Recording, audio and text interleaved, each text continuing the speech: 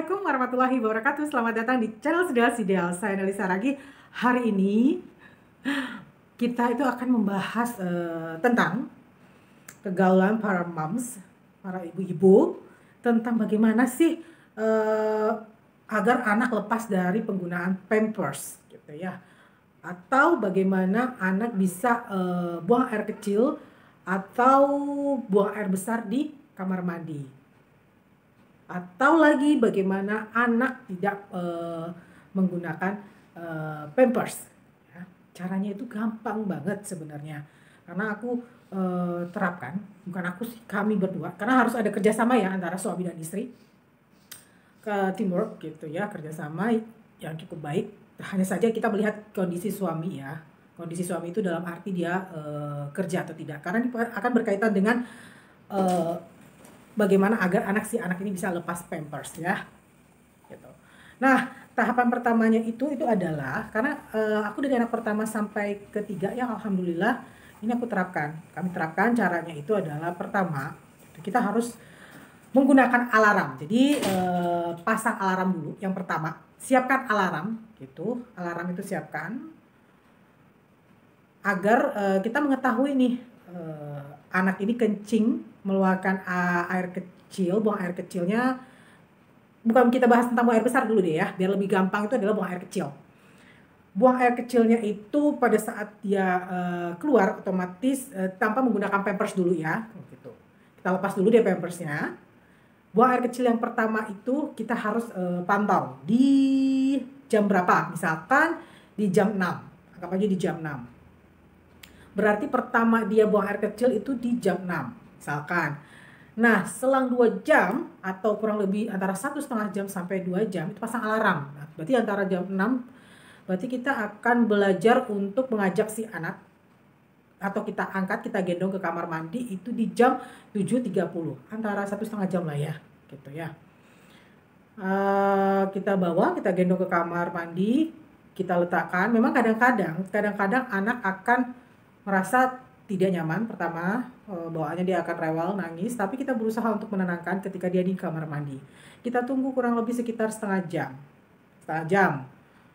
Belum ada keluar air kencing juga, otomatis kita harus lebih bersabar lagi. Kita ulangi. Kadang-kadang ada yang sekitar setengah jam kita tunggu atau 10 menit dia akan kencing ya, gitu ya. Tapi ada juga yang sudah kita setengah jam di kamar mandi, gitu ya, 15 menit di kamar mandi akan agak bete ya, 10 menit ya udahlah gitu. Kita keluar dulu deh dari kamar mandi ya.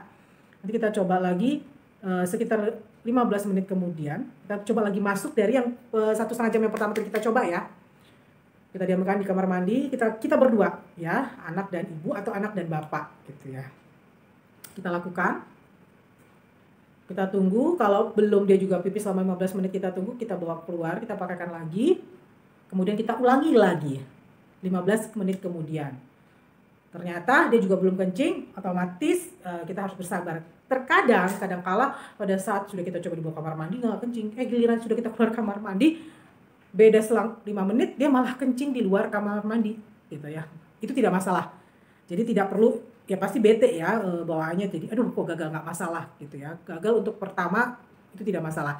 Yang penting itu adalah range-nya itu antara kurang lebih sekitar 1 sampai 1,5 jam atau 2 jam lah, kurang lebih seperti itu. Jadi pasang alarmnya kurang lebih sekitar, sepengalaman saya sih anak saya itu biasa rata-rata itu sekitar 2 jam ya mereka buang air kecil. Dan itu pertama kali memang agak-agak repot, pasti mengalami beberapa kali kegagalan.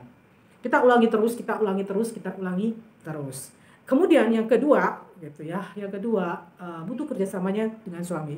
Hanya saja kita lihat kondisi suami besok bekerja atau tidak, karena ini pengaruh pada saat di malam hari. Oke, kalau di pagi hari kan kita nggak masalah ya bun, ya para moms ya, karena kita suami kerja, kita masih aktivitas bangun, kita masih dalam keadaan fresh kalau pagi sampai siang sampai sore. Tapi kalau di tengah malam, mau tidak mau itu kita harus ada kerjasama dengan suami.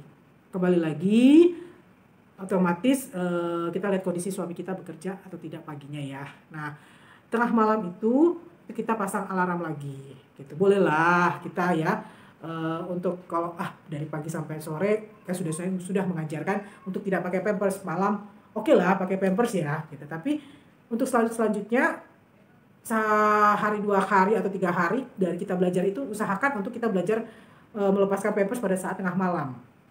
Itu yang paling penting ya, agar tidak ngompol di tempat tidur. Nah, terakhir misalkan ajak anak buang air kecil, anggap aja dia tidur di jam 9. Terakhir di jam 9. Otomatis di jam setengah 10, di jam setengah 11 atau di jam 11, mau tidak mau antara ibu atau bapak itu pasang alarm dan mengangkat si anak bawa ke kamar mandi untuk belajar buang air kecil ya. Itu yang paling penting. Nah, kalau itu sudah lakukan itu secara berulang-ulang. Jadi kalau di 1,5 jam itu sudah dilakukan, ternyata dia buang air kecil, setting lagi deh alarmnya, gitu ya. Terakhir misalkan di jam 9 malam, ternyata kita bawa kamar mandi, dia udah tidur, setengah 11 kita bawa ke kamar mandi, dia buang air kecil, kita tunggu, memang agak ngantuk-ngantuk nih ya. Nah, kemudian setengah 11 atau di jam 11 kita pasang alarm lagi untuk 1,5 jam kemudian, kayak gitu. Atau 1 jam atau 1,5 jam. Memang pasti ada, pertama-tama pasti ada gagal-gagalan dan itu tidak masalah ya. Yang penting kita tidak merasa bosan untuk mengulanginya terus. Dan alhamdulillah yang anak pertama sama anak kedua itu seingat saya di tahun kedua di usia mereka 2 tahun itu sudah tidak menggunakan pampers. Yang anak yang ketiga ini yang agak lebih lama dibandingkan kakak-kakaknya. Dia 2,5 tahun baru saya ajari untuk lepas pampers. 2,5 tahun apa 2 tahun lebih 3 bulan lah. Jadi ini sekarang 3 tahun sudah tidak sama sekali mau 2 tahun lebih 8 bulan 2 tahun 8 bulan deh. Sebelum 3 tahun pokoknya saya mulai ajarkan itu 2 tahun setengah yang anak yang ketiga ya. 2 tahun 3 bulan saya ajarkan untuk lepas pampers pelan-pelan. Kemudian sebelum dia usia 3 tahun dia sudah tidak pakai pampers. Memang membutuhkan tenaga ya, gitu ya, ekstra tenaga untuk kita mau mengajarkan anak kita untuk lepas pampers, apalagi terutama menggendong dia ke kamar mandi gitu. Jadi itu sih tahapan-tahapan hanya ada 2 ya, tahapannya mungkin pada saat siang sampai yang tahapan yang pertama tadi adalah siapkan alarm, kemudian yang siapkan alarm, kemudian yang keduanya itu adalah pada malam hari otomatis kerjasama ya antara suami dan istri. Cuma kembali lagi lihat situasi dan kondisinya suami ya gitu. Yang kedua itu ya tadi saya bilang lihat kondisi suami, kerjasama antara suami dan istri, meluangkan waktu untuk menggendong anak pada saat malam hari ketika dibawa ke kamar mandi. Dan yang ketiga, ulangi terus proses itu, ulangi ketika pertama dan kedua ketiga gagal, terus ulangi. Yang pasti itu anak ingin mulai kencing itu di atas 1 jam 1,5 jam sampai 2 jam. Jadi yang ketiga ya harus sabar gitu, sabar dan terus mengulangi proses untuk menggendong anak ke kamar mandi gitu. Dan keempat ya tetap tersenyum. Tetap senyum ya, itu aja sih Mam. Jadi ya cara melepas pampers untuk anak sih gampang ya, nggak terlampau susah karena itu aku lakukan dari anak pertama sampai kedua. Cuma yang anak yang ketiga aja yang agak sedikit lebih lama lepas pampersnya gitu dibandingin anak pertama dan kedua, karena tergantung dari orang tuanya ya. Ya mungkin aku anak ketiga mulai agak malas-malasan gitu ya. Jadi cepat atau tidaknya anak itu lepas pampers tergantung dari orang tuanya, bukan tergantung dari si anaknya, tidak gitu ya. Jadi tergantung dari orang tuanya. Ya, itu saja dari aku. Semoga video ini bisa bermanfaat, semoga video ini bisa menjadi berkah buat banyak orang.